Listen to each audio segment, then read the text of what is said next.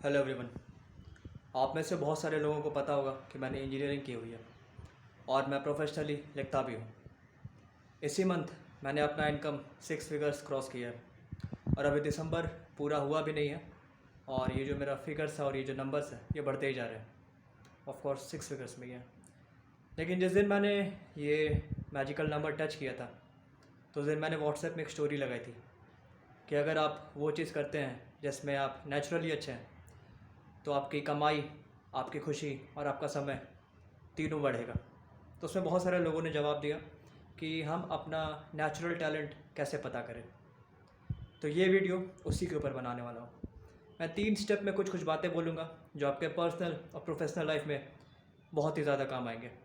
तो ये वीडियो को अंत तक सुनिएगा, ज़्यादा लंबा नहीं होने वाला है। 3 स्टेप में काफ़ी सिंपल चीज़ें बताऊँगा लेकिन बहुत ही ज़्यादा ज़रूरी है। सबसे पहला स्टेप, खुद को टैग फ्री रखो। Tag free in the sense कि जैसे मैंने इंजीनियरिंग की हुई है पर मैं खुद को इंजीनियर कभी नहीं बोलता हूँ।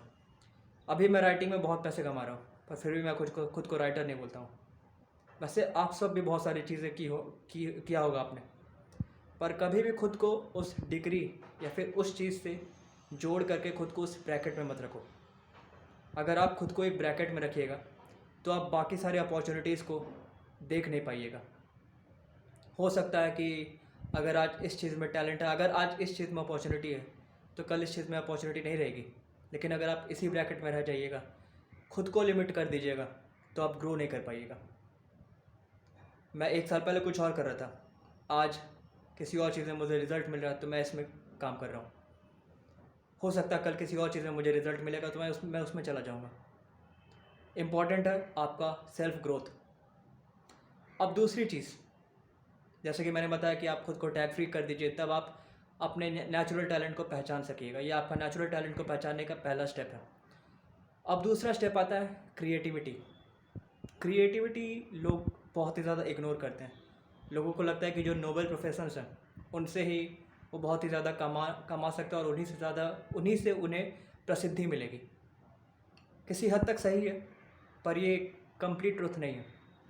अगर आप क्रिएटिविटी का साथ निभाएंगे तो क्रिएटिविटी आपको बहुत ही ज़्यादा दूर तक लेके चली जा सकती है, चाहे वो किसी भी फील्ड में हो। म्यूज़िक हो, पेंटिंग हो, राइटिंग हो, एक्टिंग हो, कुछ भी हो सकता है वो।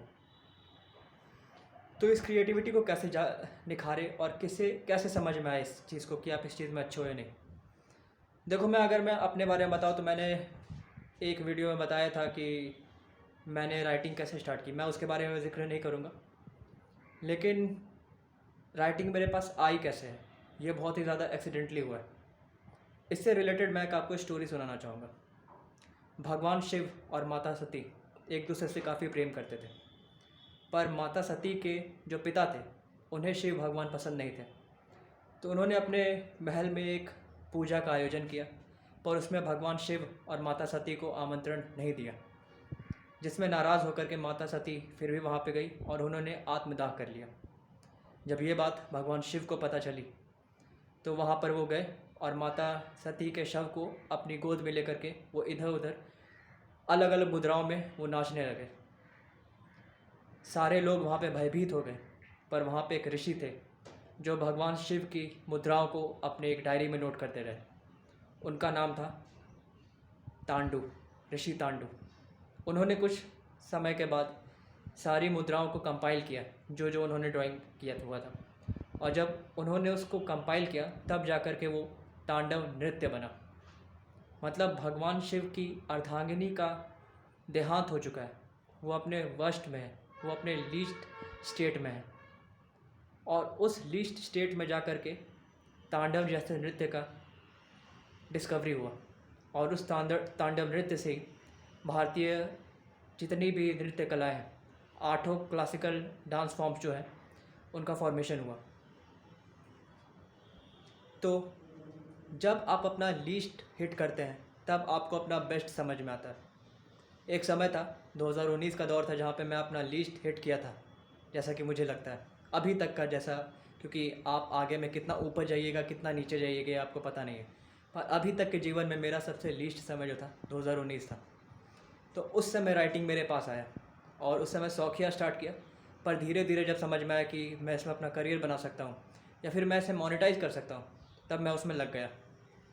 और उससे मैंने इतना ज़्यादा ग्रोथ कैसे हासिल किया, वो हमारा थर्ड पॉइंट होने वाला है।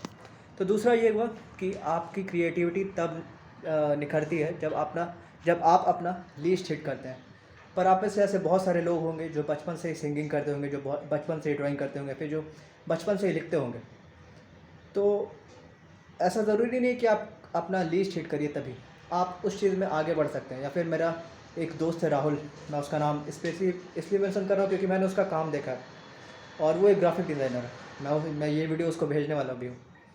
और उसी की तरह मेरे ऐसे बहुत सारे दोस्त हैं जो बहुत ही अच्छा सिंगिंग करते हैं, ड्राइंग करते हैं, और बहुत सारे अच्छे अच्छे दोस्त हैं जो मुझसे भी बेहतर लिखते हैं।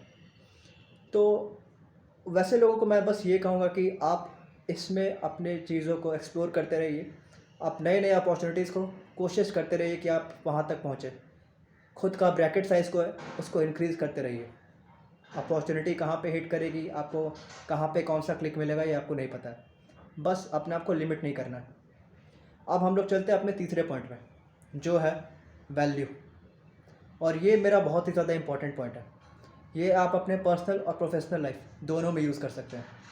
देखिए, अगर आप अपना वैल्यू नहीं कर रहे हैं, अगर आप अपनी कीमत नहीं पहचानेंगे, तो सामने वाला आपका कीमत लगाएगा, और हर किसी को प्रॉफिट चाहिए। तो जब सामने वाला अपने प्रॉफिट के लिए आपकी कीमत लगाएगा, तो वो हमेशा आपकी कीमत बहुत ही कम लगाएगा। तो चाहे आप किसी रिलेशनशिप में हो, आप कोई जॉब कर रहे हो, या फिर आप कोई स्टार्टअप कर रहे हो, अगर आप खुद की कीमत नहीं समझते, अगर आप अपना वैल्यू लगाना नहीं जानते हैं, तो हमेशा लोग आपका फ़ायदा उठाएंगे और हमेशा आपको नीचे की तरफ ढकेलेंगे। आप वल्नरेबल हो जाते हैं, इसलिए लोग आपका फ़ायदा उठा लेते हैं। अगर आप किसी रिलेशनशिप में आप अपने सामने वाले को इतना ऊपर बना देते हैं जिसके जैसा लगता है कि बस वही एक इंसान है और उसके बाद पूरी दुनिया ख़त्म हो चुकी है। जिससे होता क्या है, वो इंसान आपकी वल्नरेबिलिटी के साथ खेलता है और आपके साथ टॉक्सिक बिहेवियर करता है, और जब मन आपको छोड़ता है, जब मन आपके पास आता है, इससे होता क्या है, आपकी वैल्यू पूरी की पूरी गिर जाती है। और सेम होता है आपके जॉब में। अगर आप किसी कंपनी में, अगर आप वैल्यू ऐड कर रहे हैं, लेकिन अगर आप अपने लिए स्टैंड नहीं लेते हैं, अगर आप एक अच्छे सैलरी हाइक का डिमांड नहीं करते हैं, तो जो आपका एम्प्लॉयर है वो आपको आपके साथ आपका फ़ायदा उठाएगा और आपसे बहुत ही ज़्यादा काम करवाएगा।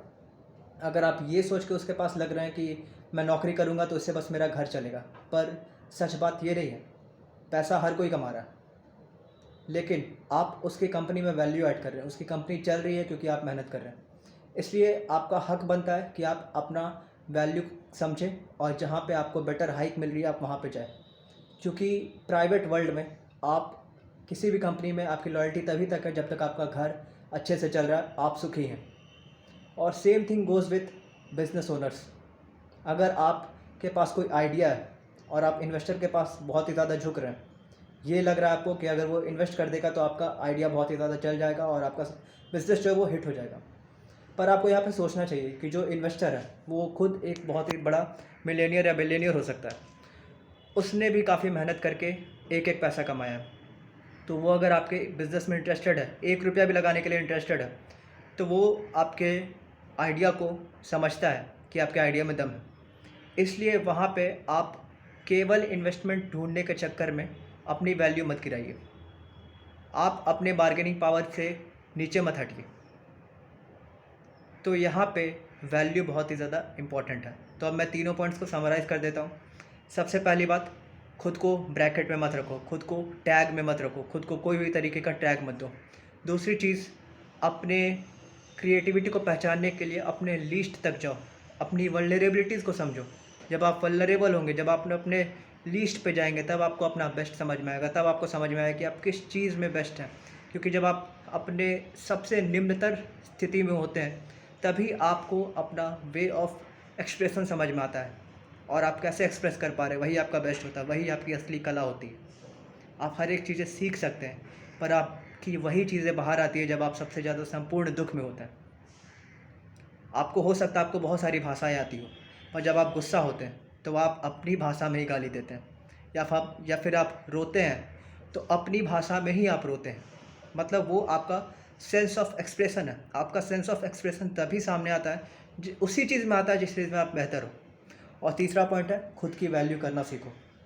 अपनी कीमत लगाओ अच्छे से। और आप अपनी कीमत कैसे लगा सकते हो, मैं इसमें भी एक ऐड करूँगा। आप अपनी कीमत तभी लगा सकते हो जब आपको खुद के स्किल्स के ऊपर भरोसा है। आपको पता है कि आप अपने रिलेशनशिप में आपने कितना वैल्यू ऐड किया है। आपको पता है कि आपसे बेहतर कोई नहीं हो सकता है उस लड़की के लिए या फिर उस लड़के के लिए। लोग अच्छे अच्छे आएंगे, पर आपने जितना प्यार किया, आपने जितना सम्मान दिया, आपने जितना उनके बेहतरी के लिए सोचा, उतना कोई नहीं सोच सकता है। या फिर कोई सोचेगा तो किसी निहित स्वार्थ के लिए सोचेगा। तो वहाँ पे आपके पास पावर होगा, आप वल्नरेबल नहीं होइएगा। वही किसी कंपनी में आपको पता है कि आप बहुत ही बेहतरीन एम्प्लॉय हैं, तो आप अपने एम्प्लॉयर से ज़्यादा सैलरी डिमांड कर सकते हैं। वो आपको पैसा देगा। अगर नहीं देगा तो आप दूसरी कंपनी में मूव कर सकते हैं। और अगर आप नहीं मांग पा रहे हैं, इसका मतलब आप में स्किल्स की कमी है। और तीसरी चीज़, अगर आप बिज़नेस कर रहे हैं, आपको अपने आइडिया पे भरोसा होना चाहिए। आपको पता है कि अगर मुझे पैसे मिले तो मैं तो बहुत ही ज़्यादा कमाऊंगा ही, और इन्वेस्टर को भी ज़्यादा कमा करके दूंगा। तो अपनी वैल्यू को इंक्रीज़ करिए। वर्ल्ड है डोमिनेशन का, डोमिनेट करिए। अगर झुकिएगा, वल्नरेबिलिटी बहुत ही ज़्यादा दुनिया के सामने लाइएगा, तो दुनिया आपका फ़ायदा उठाएगी और आपको हमेशा नीचे की तरफ ढकेलती रहेगी। बस उम्मीद है आपको ये वीडियो समझ में आया होगा। अगर अच्छा लगा हो तो लोगों के साथ शेयर करिए, और हो सके तो इम्प्लीमेंट करिए। खुद को टैग फ्री करो और इंडिपेंडेंटली जियो। Thank you.